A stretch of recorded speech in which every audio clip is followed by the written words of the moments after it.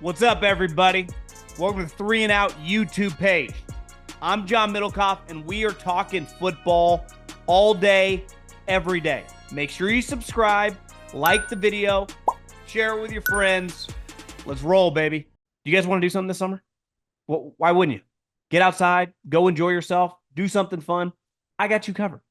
Because my friends, my partners, and the official ticketing app of this podcast, Gametime, has you covered. And here's the thing. What do you want to do? Go see some live music? The Grateful Dead's been rocking at the Sphere. I hear that's awesome. When I was in for the Super Bowl, I saw the Sphere. It looked sweet. I'd never been there, but my producer, James, went. He said it's badass. You want to go to a concert, Zach Bryan, Taylor Swift, you name it. Whoever's hot out there on the streets. You want to go to a game, the Yankees, the Dodgers, my people in Philly. Don't sleep on those Phillies. They are hot. Bryce Harper, pretty good signing back in the day. But here's the thing. Just do it with Gametime. Take the guesswork out of buying tickets with Gametime. Download the Gametime app, create an account, and use the code JOHN for $20 off your first purchase. Terms apply. Again, create an account, redeem the code JOHN for $20 off. Download the Gametime app today. Last minute tickets, lowest prices guaranteed. Saban retires. I think obviously Nick's success speaks for itself, but I think what he did is he made the SEC cool all over America. People in California watch the SEC. People in the Northeast watch the SEC. When I was a kid, like you just kind of watched your region, the Pac-12, maybe like a rivalry game, but like you couldn't miss big SEC games over the last 10 years. Is there going to be a void in that conference, or is now it's so strong, you're adding Texas and Oklahoma, he won't be missed, or you lose a figure like John Wooden or Bear Bryant? Like, I'm sorry, there just is kind of a hole into the ethos of, I think it's safe to say, the biggest conference in America when it comes to football. I would say the SEC is too big to fail. It's like one of these corporations that the government wouldn't let fail during whatever recession that we had. You can't let the SEC fail. It makes too much money for everybody, all the schools. And we got lucky too. Kirby Smart came along now, not near as dynamic as Saban was. But Kirby Smart has kind of taken that, hey, I'm now the head guy role. But no, it's too big to fail. They're not going to let it fail. Yes, and Nick Saban, I remember when he went 6-6 his first year and lost to like Louisiana, Monroe. Yeah, or, at home. Yeah, and I was like, this is not going to be good. Nick Saban's awesome. And if you go to Tuscaloosa and you look at the statues, they have a statue for every time the coach won a national championship in front of the stadium. And it's like every third step, there's another Nick Saban statue. It's really remarkable. I hate going to Tuscaloosa because we always lose. It's a terrible experience for me as a Razorback fan. But it is really one of the more remarkable places to go and see, the Sabans, obviously the Bear Bryants, the Gene Stalling statue. It's a really cool place. But you see all the Sabans, and it reminds you all together at how freaking great he was. But he also won at LSU, right? You got, and set it up for the next guy too. So yeah, Saban is a boss, will always be the boss, just like Bear Bryant was always the boss. But now the SEC, it's because it's such a corporation, it's too big to fail. Have you been to every stadium for a game in your life? I have not been to South Carolina, SEC wise. I've not been to every stadium, but I've not been to South Carolina because they were, SEC East, and we didn't. For a while when I was younger, we played them every year. They were our and then once I could actually afford to go to games, we didn't as much anymore. So I haven't been to South Carolina, but I think other than that, I would say Vandy, but I've like worked out in Vandy, and there's nobody in the stands when I work out. And there's nobody in the stands whenever they play. So I feel like that counts. What's the best environment that you've been to? I'm going to remove my own. I'm going to remove Arkansas. Yeah, Arkansas doesn't count. There are two environments. One, pregame Ole Miss, because the Grove's freaking cool.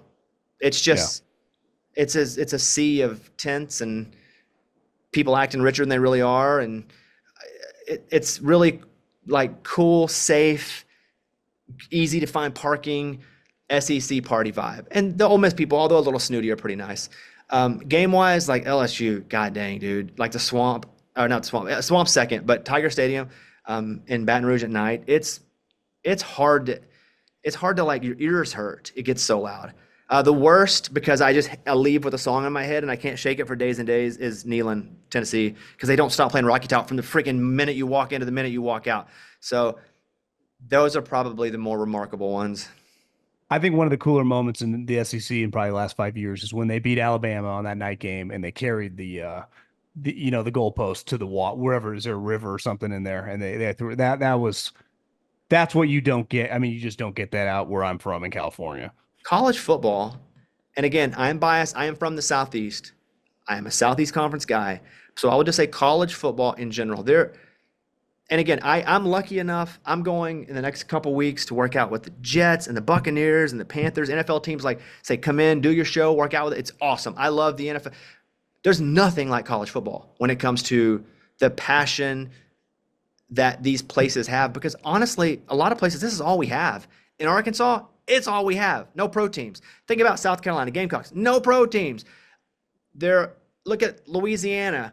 It's not like there's a lot going on in Louisiana. New Orleans is cool, but that's the biggest market in the state. It's like we're so passionate because it's really one of the only things that we have, and it's my favorite part of the year. I love it. I can't wait. I can't wait for it to start, but I know we're going to go like 3 and it's going to be terrible. Yeah, you guys are going to suck, but you'll have a new coach next year. Maybe give a bunch of money to Lane or something.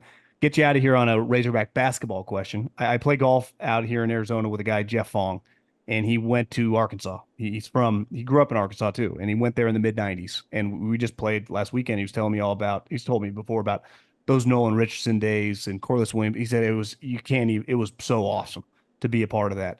And you guys have been good recently, and I know you're buddies with Muss, and Muss is an excellent coach, right? I mean, won in Nevada, was winning with you guys, he'll win at USC. But Calipari, we can debate, the winning in the tournament, but he is, I would say, just one of those old school Saban, not doesn't have the success, but in terms of just his fame and moving the needle, that's a big moment for you guys. You buddies with him already, and how you feeling? Because that was a whoa. Obviously, things got a little weird at the end in Kentucky, but that has to be a positive moment for you guys landing John Calipari, right? It was a whoa for sure. Even for someone who's pretty connected to the program, is a big whoa. I love Muss. Like, Muss was awesome and passionate, and like that was my dude. You guys were winning. Yes, I hated to see Muss go. And so, but I didn't hate to see him go home. So that's what's cool, right? And that's the only place that I think I wouldn't get irritated that someone goes is home, and he wanted to go back to California. I get it. So, we're trying to figure out who we're going to get. They're like, I think Calipari. But I only knew like hours before everybody did. And usually I know days or week, but it was held so secret. And I didn't believe it. I was like, there's no chance we're getting Calipari. I'm not buddies with Calipari. I'm afraid to fly too close to the sun. I'm going to be honest with you. I've been invited, like the athletic director, Hunter, has been like, hey, I don't want to not like him. I'll just be honest with you. I don't want to meet him and not like him, because my favorite thing in the world is Arkansas football and basketball and Arkansas athletics. It's my number one. And I don't know that I wouldn't like him, but I don't want to go meet him and he be big time and be like too cool for school. And I'd be like, well, I hate that guy, because my heart won't allow it. So I have not, unless it organically happens, it won't happen. I'm not going to fly too close to the sun. I'm not going to Icarus this thing and melt and hate Arkansas, because that will never happen. I don't know John Calipari. I'm okay never knowing John Calipari. But what I do like about it is I think he had enough of these one and dones without success. Yeah. You even see that with this transfer class. Like, he went after some mid and upperclassmen, which he really didn't do in Kentucky. It was all, let's get all the 5-star freshmen. And that resulted in not so great tournament runs in the last few years, which I love to see. Can't stand freaking Kentucky basketball, but can't stand them because I respect them. So I think we're going to be really good. We're going to be really good, and it's going to be awesome. I don't think most people realize outside of the SEC foothold, Arkansas athletics, I mean, you guys got some big money boosters. I'll end on this. Do you like my future of, Ole Miss goes 10-2, 11-1, Sam Pittman, probably a rough year. They're going to be looking for a new football coach. Give me who you'd like to see. Get Saban out of retirement? I would like to see Sam Pittman succeed, because I can't. Obviously, if it doesn't go well. I guess if Pittman was going to retire next year after winning 11 games, like, what would I like to happen? I don't know. I kind of like Rhett Lashley down at SMU. Like, I like those guys that. Bobby Petrino's offensive coordinator. Dude, it never got better than Bobby Petrino at Arkansas. It never got. That's the best the program has ever been. That was a really amazing time for me as a fan, having Bobby Petrino be the head coach at Arkansas. I hope Sam does great, and then when he retires, I hope we go and get a young guy. We have a lot of money in Northwest Arkansas. If it's Tyson, if it's Walmart, dude, if it's Jerry friggin' Jones. Jerry Jones has a whole football complex named after him.